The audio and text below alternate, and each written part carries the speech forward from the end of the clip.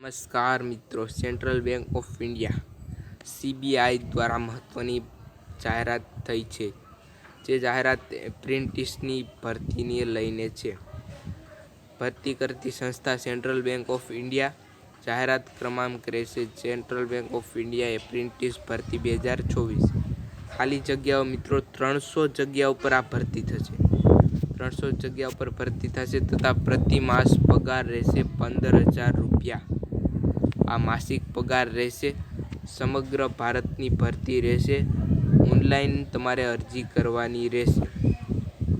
આગળ વિશેષ કરીએ તો સેન્ટ્રલ બેંક ઓફ ઇન્ડિયાની ઓફિશિયલ વેબસાઇટ છે. આ સેન્ટ્રલ બેંક ઓફ india.co.in પરથી તમે અરજી કરી શકશો. અરજી કેવી રીતે કરવી તે પણ હું આગળ જણાવીશ.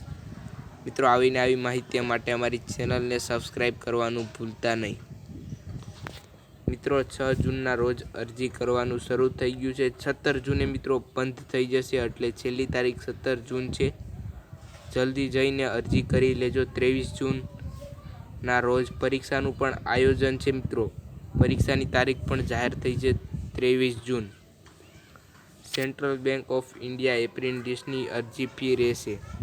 અરજી ફી OBC જનરલ અને EWS માટે 800 રૂપિયા રહેશે. SC/ST સ્ત્રી માટે 600 રૂપિયા.